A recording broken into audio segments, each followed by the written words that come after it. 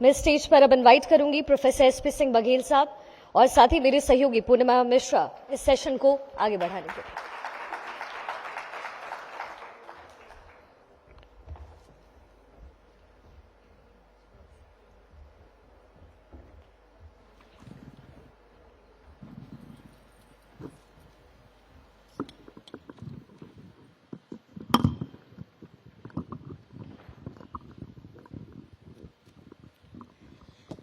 ओम सर्वे भवन्तु सुखिनः सर्वे सन्तु निरामया।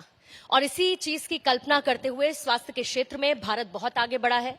2050 के विजन की बात होती है, हमेशा से ये सोचते हुए कि सब लोग सुखी रहें और सब लोग निरोग्य रहें, और इसी संकल्प के साथ भारत अब आगे बढ़ता जा रहा है। और हमारे बीच में मौजूद हैं ministry of health and family welfare संभालने वाले professor SP Singh Baghel sir. आपका एक बार फिर से मैं बहुत बहुत स्वागत करती हूं।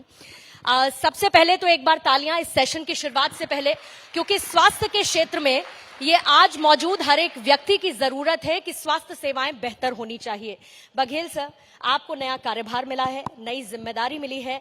अभी तक का आपका एनालिसिस, हम कहां तक पहुंचे और कहां तक भारत को पहुंचना है, इसका मैं चाहूंगी कि आप जरूर जिक्र करें। जब ये हमारा आध्यात्मिक वाक्य है ही कि सर्वे भवन्तु सुखिनः सर्वे सन्तु निरामया, दूसरा वसुधैव कुटुंबक, one family one earth, one family one future, मैं तो कहता हूं वन हेल्थ।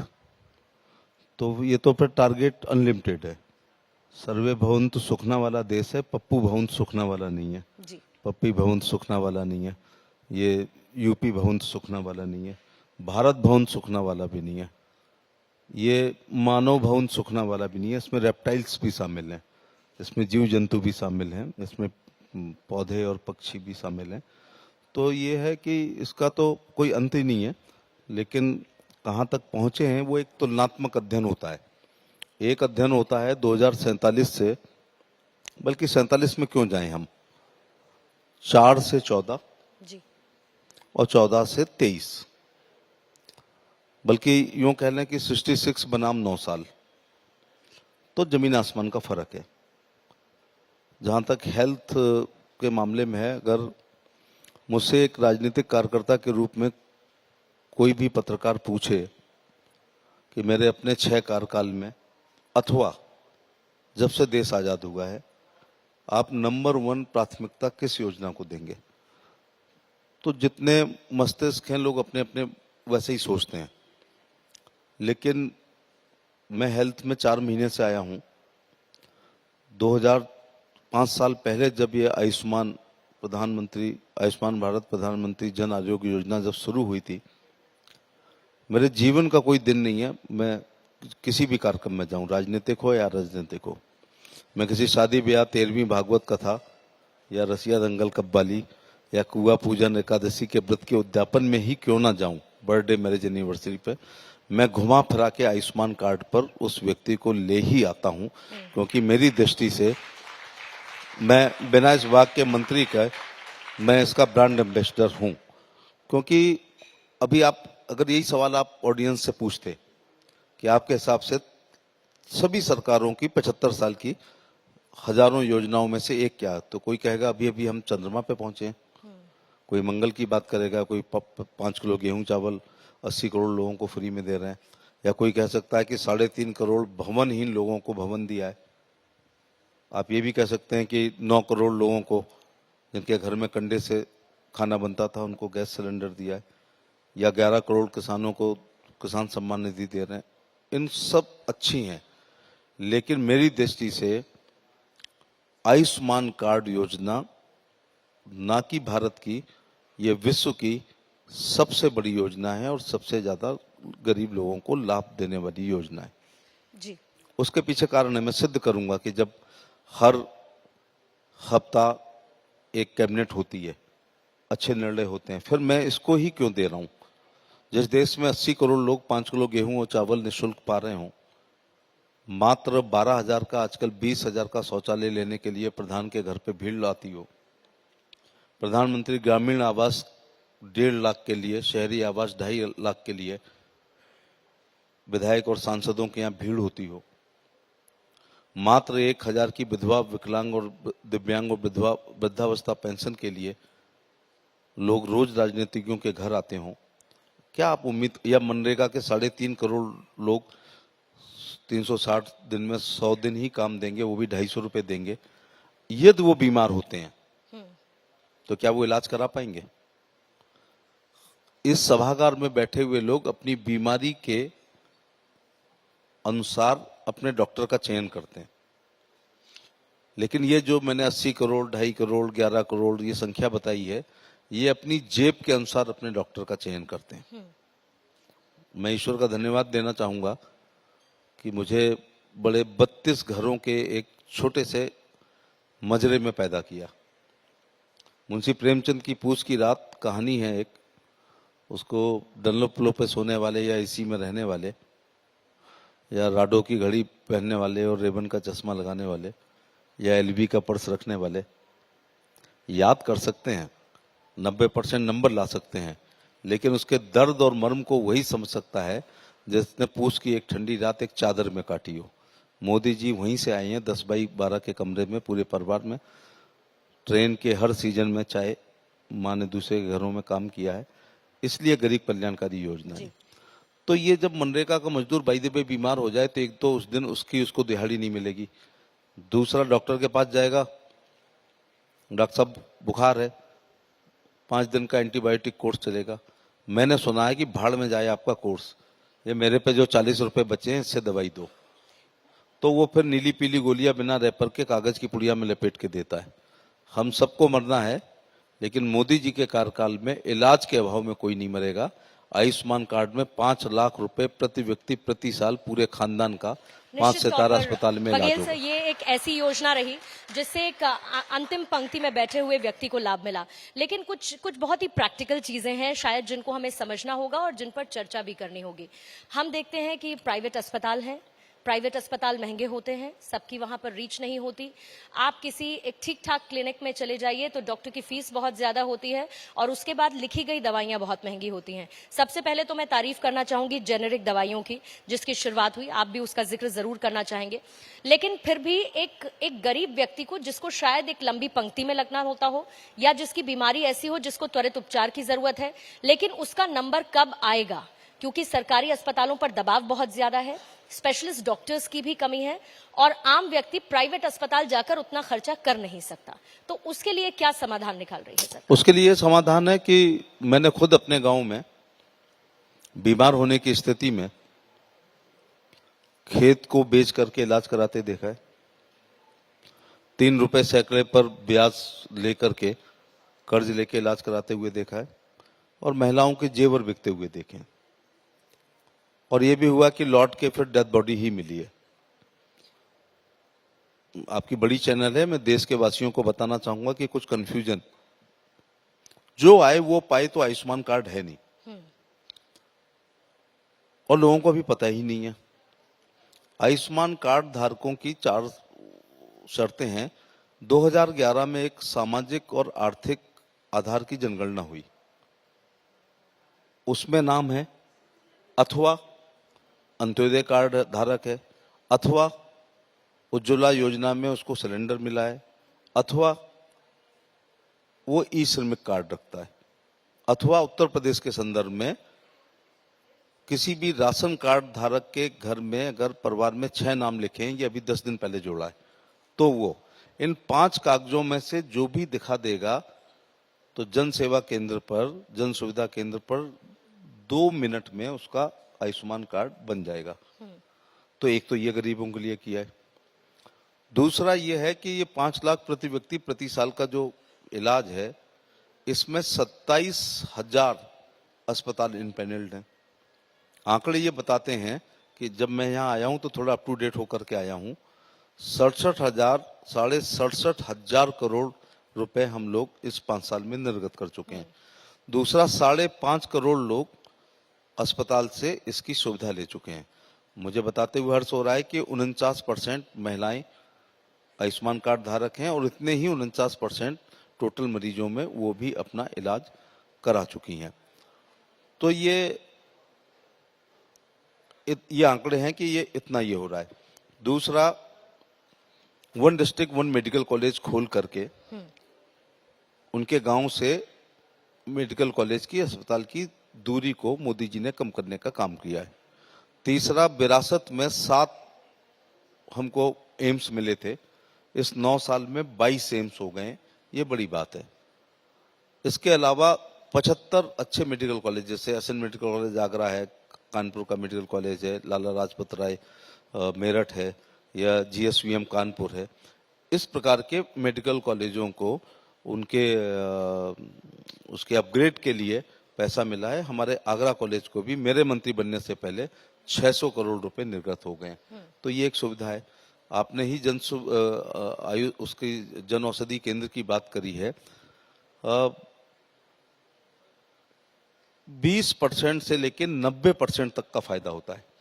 मुझे सीजीएचएस कार्ड है, लेकिन कई बार मैं दिल्ली 10-10 दिन नहीं आ पाता हूँ, तो अगर कोई दवाई लेनी होती है, एक दिन मुझे एक दवाई ली, वो 135 रुपए की मार्केट में ली, और मुझ पे उसने ये और एहसान किया कि आप हमारे एमपी हैं तो 20 रुपए कम कर रहा हूँ, तो 155 की थी। जन औषधि केंद्र पर वो 35 रुपए की थी।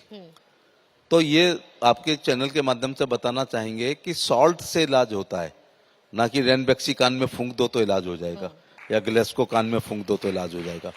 लेकिन अशिक्षा के कारण डॉक्टर जो लिखता है उतनी ही स्पेलिंग मिलाते हैं गांव के लोग, और कई बार बघेल जी जो डॉक्टर मेडिकल स्टोर वाला कहता है कि बात वही है, बस इसका थोड़ा सा नाम चेंज है, तो कहता नहीं जी, हमें तो फलाने डॉक्टर की ही दवाई लगती है, और उसने जो लिख दिया वही लगता है।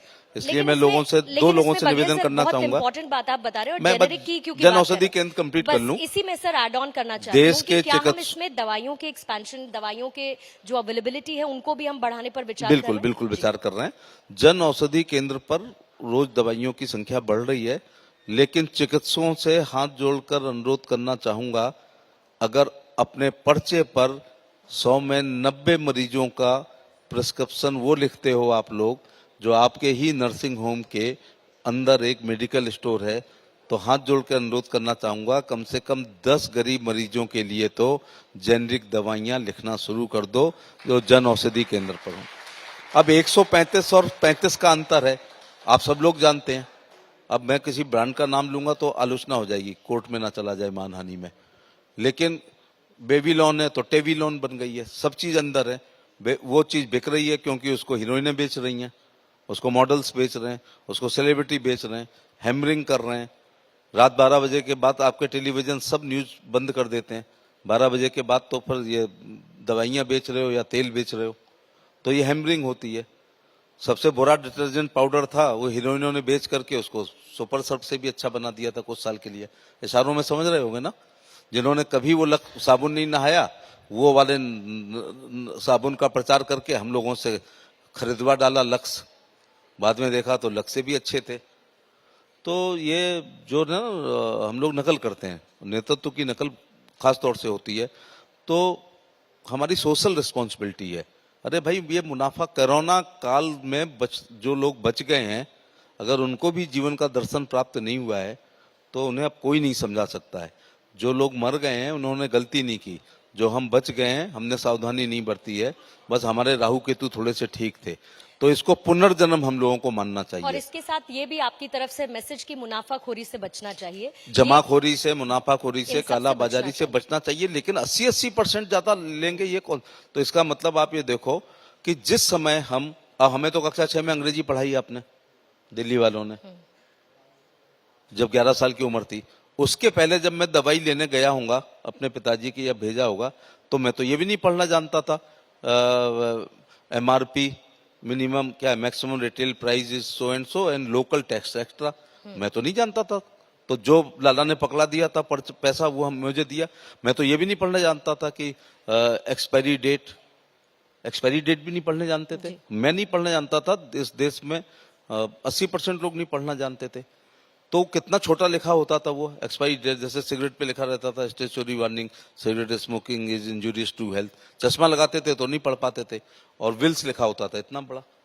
तो आप सोचिए कि इस जमाने में, इस देश में कितनी भयंकर 70 साल तक लूट हुई है। तो मैं प्रधानमंत्री जी का धन्यवाद देना चाहूंगा कि जन औषधि केंद्र खोल करके उन्होंने, आपने कहा ना गरीबों के लिए क्या कर रहे हो, ये कर रहे हैं।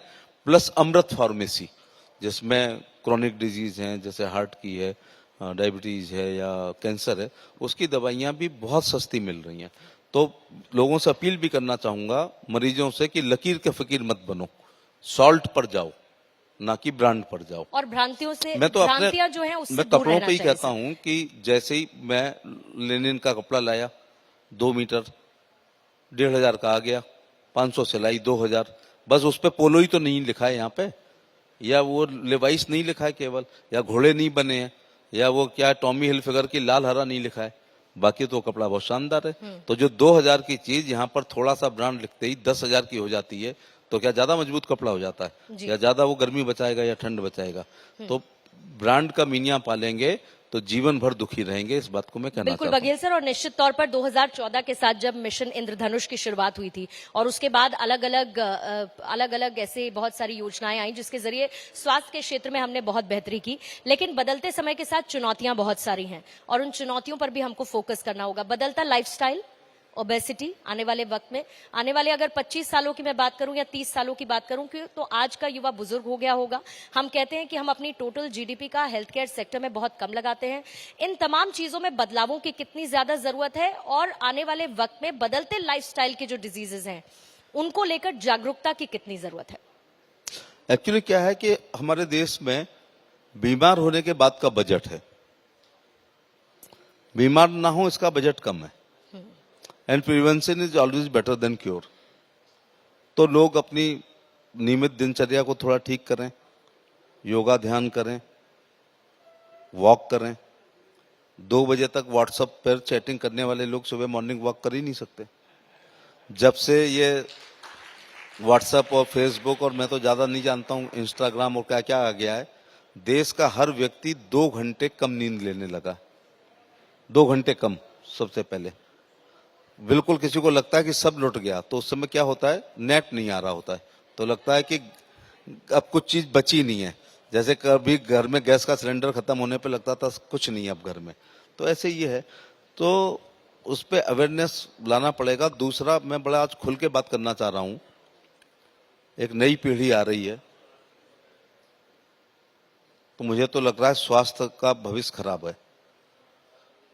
Pizza, burger, chow mein, pasta, momos, chocolates, cold drink, ये वाली पीढ़ी। मैं तो ये देखता हूं कि खाना खाते हुए लोग पानी नहीं पीते हैं, कोल्ड ड्रिंक पीते हैं।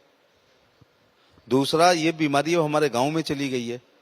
1998 में जब मैं पहली बार एमपी बना तो एक पार्लियामेंट स्टैंडिंग कमेटी में मेघालय गया। स्वर्गीय संगमा साहब हमारे मेंबर थे, तो उन्होंने घर पे खाने पे बुलाया 98 में। तो उन्होंने कहा कि मोमोज खाओगे? तो मैंने कहा सर फ्रैंकली मैं नहीं जानता हूं। तो कहते हैं कि नहीं ऐसे होते हैं, नॉर्थ ईस्ट की डिश है। तो मैंने कहा एक तो मैं वेजिटेरियन हूं। तो कह रहे हाँ आपके यहाँ नॉन वेज का मतलब है गाय मुंह में आ जाती है, तो वेजिटेरियन हूं। तो वो जब लेके आए तो मैंने कहा यार इनको फ्राई तो करो ना, जैसे हमारे गांव में समोसे बिना तले रखे होते थे ऐसे मोमोज मैंने देखे। तो वो मैंने पहली बार मोमो 98 में खाए। आज 2023 में शहर छोड़ दो, कस्बा छोड़ दो, उत्तर प्रदेश का एक भी रिमोट विलेज, जिसको मैं मजरा कहता हूं, हेमलेट, ऐसा नहीं है जिसमें पास्ता, पिज्जा, बर्गर, चाउमीन और मोमोज के ठेले और पेस्ट्री और पेट्रीज वाले ना लगते हों। तो सोचो 10 रुपए में चाउमीन में क्या मिलेगा। अब कल को कहोगे आप शिकायत किससे कर रहे हो, फसाई भी तो मेरे ही डिपार्टमेंट है जो ये मापदंड तय करता है। लेकिन 10 रुपए में चाउमीन, 5 रुपए में पेट्रीज, 5 में पेस्ट्री, यकीन करो आप। और जरा पूछना आप शहर के भी बच्चों से, माओ से, कि आपके बच्चे ने आखिरी बार दाल रोटी सब्जी चावल कब खाए थे, कब खाए थे, ये पूछना कभी। तो बघेल सर, यानी कि इसलिए समस्या, स्वास्थ्य खराब जी। होने की मुझे ज्यादा उम्मीद जी, लग रही है। यानी कि समस्या भी आपके पास है और उसका समाधान भी आपके पास है, दोनों मंत्रालयों के तौर पर और जिम्मेदारी के तौर पर मैं नहीं, बात कर रही हूँ। ये अब मैं पढ़ ही नहीं रहा हूँ। जी, जब मैं क्लास 1 से लेके और एमएससी तक गया, तमाम राज्य बदले, तमाम स्कूल बदले, विश्वविद्यालय बदले, लेकिन एक भी मेरी क्लास में लड़का चश्मे वाला नहीं था। यकीन करिए जगदीश जी, आपके बैच में भी एक भी लड़का, क्लास 1 में तो कल्पना ही नहीं करो। अब तो ये लगता है कि चश्मा लेके ही नहीं पैदा हो रहा है, बाकी तो जल्दी लग रहा है। तो वो उसने वो गाजर समझता, गाजर और मूली दोनों रख दो बच्चे के सामने, समझ पाएगा गाजर क्या है जी। और इसमें मूली किसको कहते हैं या शकरकंद किसको कहते हैं। तो हम लोग ये दाल रोटी सब्जी चावल हरी सब्जियां खाते थे, वही घर में होती थी, तो जाकर के चश्मा नहीं लगता था। अब किसी भी मैं कॉन्वेंट स्कूल के बाहर अगर खड़ा देखता हूं तो मुझे ढूंढना पड़ता है कि कौन सा बच्चा चश्मा नहीं लगा करके स्कूल में घुस रहा है, दूसरा कौन सा पतला है। ये इंडिया के लोगों में ओबेसिटी है और हमारे भारत के लोगों में कुपोषण है। तो जब ये pizza burger chow mein pasta momos cold drink chocolate pastry patties खाई जाएगी, जंक फूड, तो वजन आप देख नहीं रहे मोटापा कितना जी खराब हो रहा है। बिल्कुल। तो ये इस मामले में थोड़ा जागरूक होना पड़ेगा। मुझे लगता है कि प्रधानमंत्री जी की एक योजना से मरीजों की संख्या कम होगी और उसका हमसे संबंध नहीं है।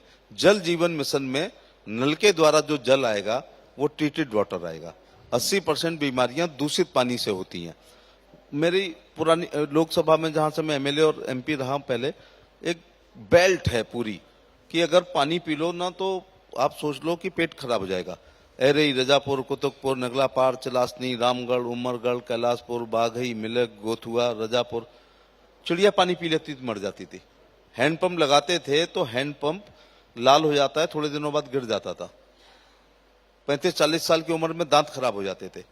लेकिन मैं प्रधानमंत्री जी का धन्यवाद देना चाहूंगा कि अब सरफेस वाटर से या अंडरग्राउंड वाटर से ट्रीटेड वाटर लोगों को पिलाया जाएगा, तो बीमारी इसमें नल जो पानी से दूषित बीमारियां होती थी उसमें निश्चित तौर से कमी आएगी। जी।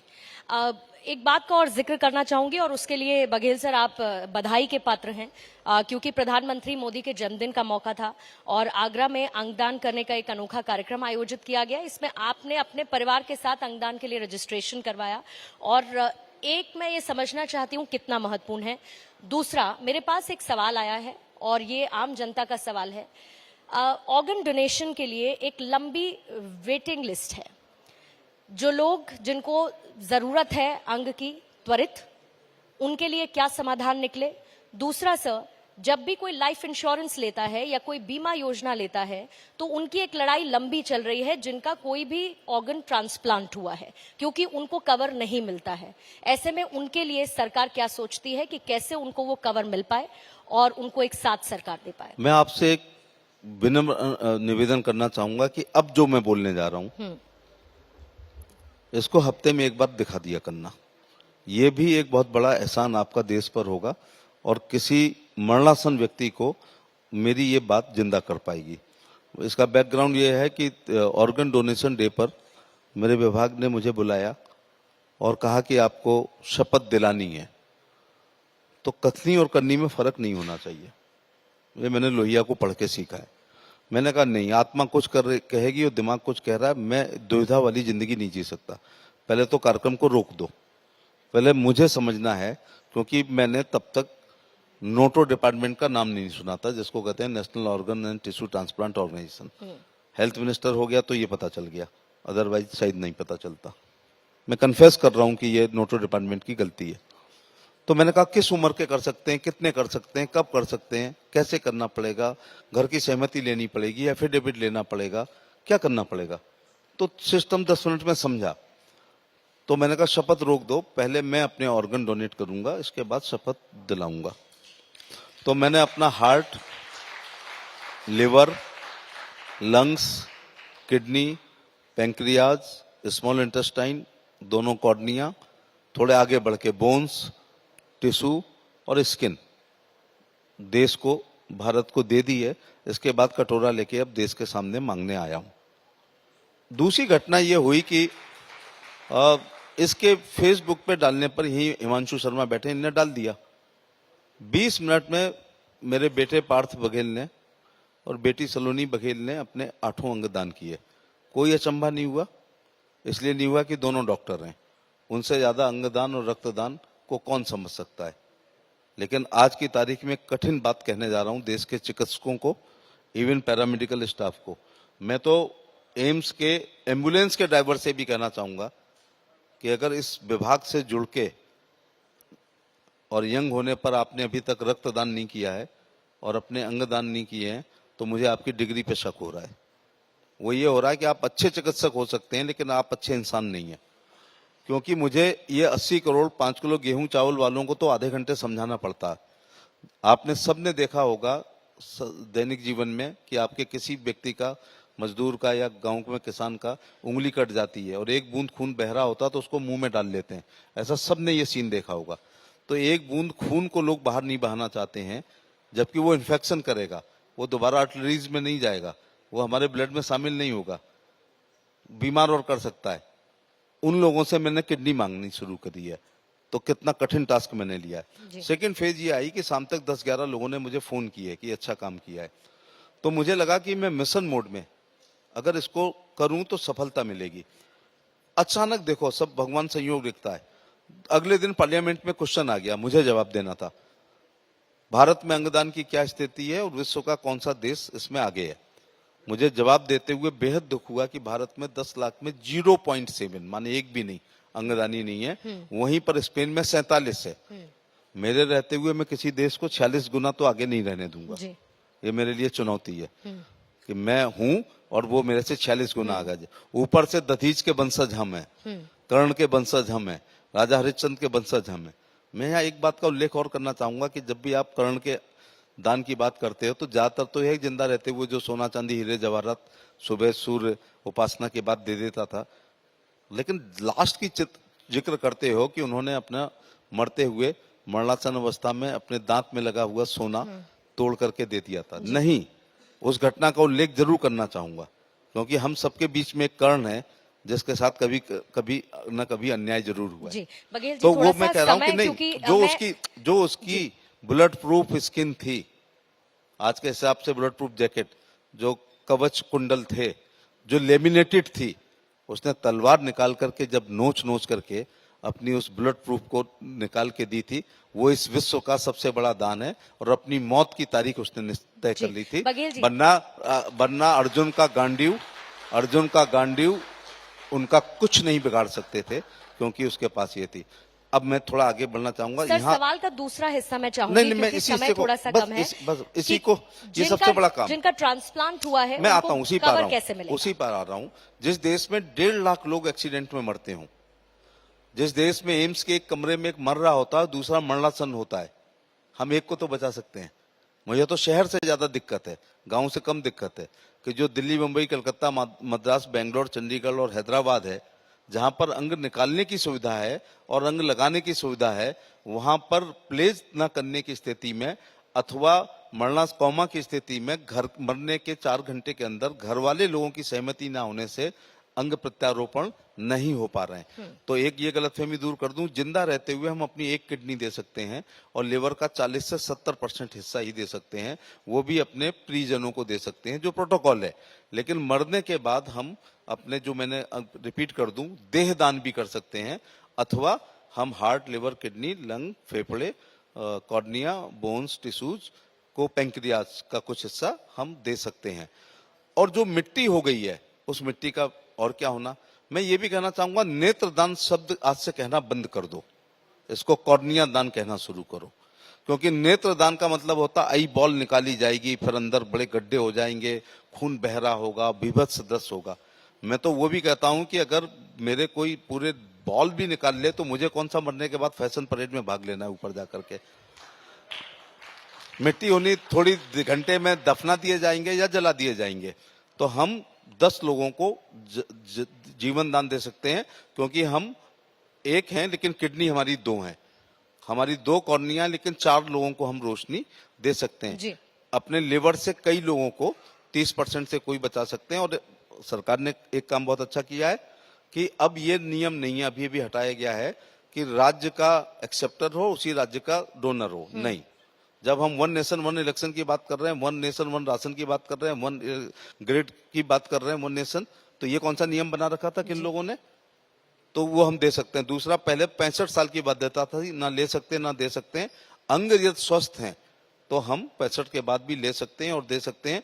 मैं आपकी जानकारी के लिए केवल बता रहा हूं कि एक 67 साल के व्यक्ति ने अपनी एक किडनी अपने बच्चे को दी, तो 67 साल से वो किडनी काम कर रही थी, और जिसको लगी है वो 37 साल से। इसका मतलब किडनी 104 साल से काम कर रही है, 104 साल से। एक नया नियम और बना दिया है कि मेरे बेटे की किडनी मुझे सूट नहीं कर रही है, वर्तमान नियम में तो बेटा, फादर, मदर, ग्रैंडफादर, नाती नातिन दे सकते हैं और ले सकते हैं।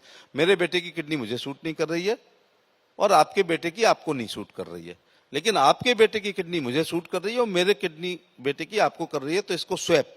जी। तो ये भी अच्छा कानून बना दिया है, इसमें कोई ब्लैकमेलिंग नहीं हो रही है। भाई हमारी आपको लग जाए, आपको हमारी लग जाए, इसमें किसी ने भी बेचने की कोशिश। एक और अच्छा नियम बनाया है, लेकिन सख्ती के साथ बनाया है, कि हम अपने नियरेस्ट और डियरेस्ट को भी दे सकते हैं।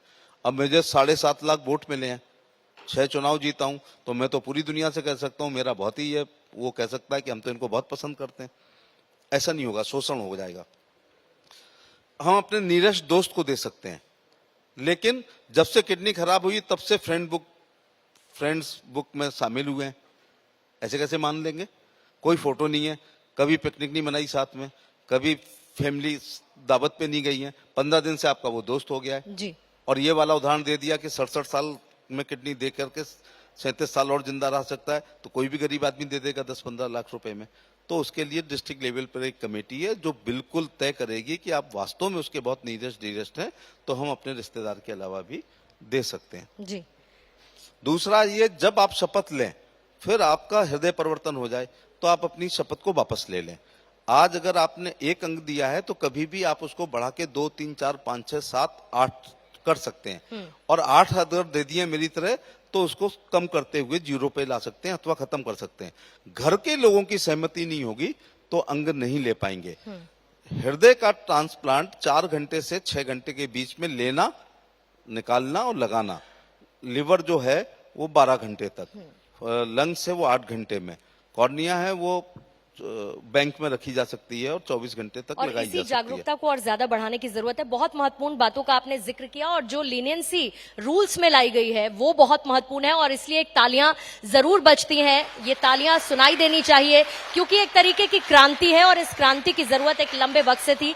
बहुत बहुत शुक्रिया आपका करती हूं मुझे बघेल जी। बताते हुए हर्ष हो रहा है कि मैंने 16 तारीख को प्रधानमंत्री जी के जन्मदिन की पूर्व संध्या पर आगरा के GIC ग्राउंड में बिना भारतीय जनता पार्टी का एक झंडा लगाए, बिना पॉलिटिकल बनाए, वो बात अधूरी रह गई थी कि 10 लोगों ने फेसबुक पे जब लाइक किया, दान किए, तो मैं फिर मिला रोटरी क्लब से, लॉयंस क्लब से, प्रिंसिपल से, स्टाफ से, NCC ऑफिसर से, NCC कैडेट से, ऑर्गेनाइजेशन से, ट्रस्ट से, सोसाइटीज से, धर्म गुरुओं से, प्रिंसिपल मेडिकल कॉलेज से, पैरामेडिकल स्टाफ से, ब्राह्मण महासभा से, क्षत्रिय महासभा से, बघेल महासभा से, जाट महासभा से, खिलाड़ियों से, और जिन्होंने कभी रक्तदान वंस अपॉन ए टाइम किया उनका रिकॉर्ड निकाल करके फिर मैं उन लोगों से मिला, और एक भी ट्रैक्टर गांव में भेजे बिना, एक भी मेटाडोर भेजे बिना, एक भी बस भेजे बिना, डीजल के पैसे दिए बिना 16 तारीख को गवर्नमेंट इंटर कॉलेज में हमने हिंदुस्तान का एक रिकॉर्ड बनाया है।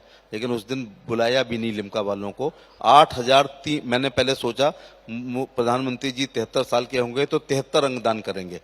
किसी ने लिखा आपकी पर्सनैलिटी पे सूट नहीं करता है 73, तो मैंने कहा 501 कर देते हैं। फिर मैं 1001 पे आया, फिर 2100, 3100, 4100 शुभ होते हैं, फिर 5100। प्रधानमंत्री जी को चिट्ठी लिखी कि 5100 लोग करेंगे। उधर से बहुत अच्छा एक पत्र भी प्राप्त हुआ, लेकिन फिर लगा कि 73 साल के हो गए तो 7300 करेंगे। मुझे बताते हुए खुशी हो रही है कि 8,003 लोगों ने अपने अंग दान किए, और मैं अंग दान मांगने गया था और 326 लोगों ने अपनी देह दान कर दी। अभी तक आगरा के इतिहास में पिछले 50 साल में 26 देहदान थे।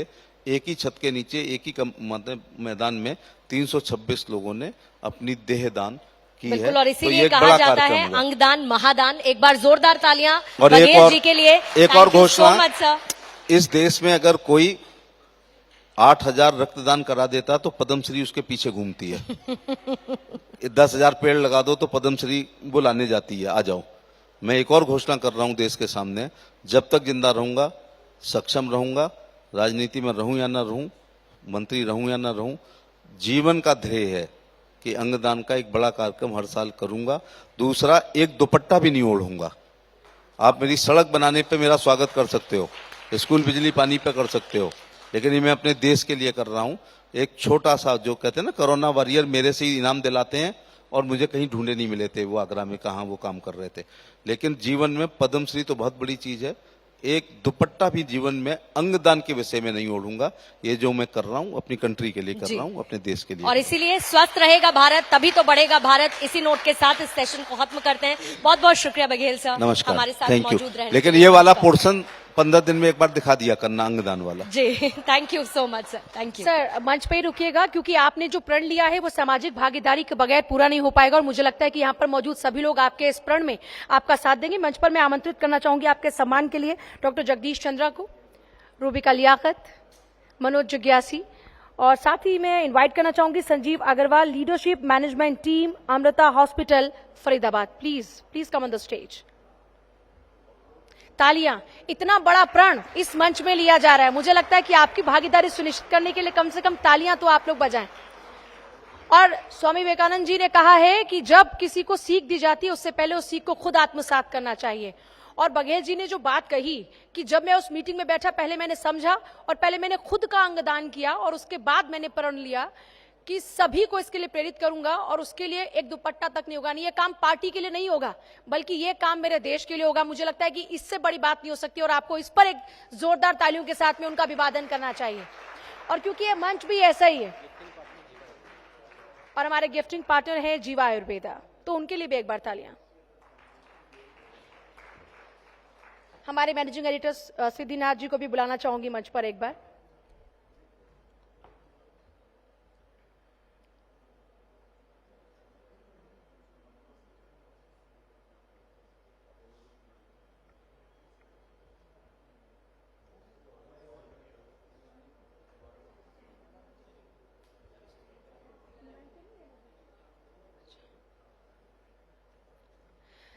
Thank you so much Baghel ji, इतना कीमती वक्त देने के लिए, और सबसे इंपॉर्टेंट बात ने जो आपका प्रण है, जो आपका ध्येय है, वो हमारे साथ साझा करने के लिए इस मंच के जरिए। और क्योंकि युवा पीढ़ी हमारे साथ में इस वक्त है, तो जाहिर सी बात है ये युवा पीढ़ी, उनके लिए प्रेरणादायक बातें हैं। बहुत बहुत शुक्रिया आपका। यही करेंगे। Thank you so much. Thank you so much sir, please have a seat.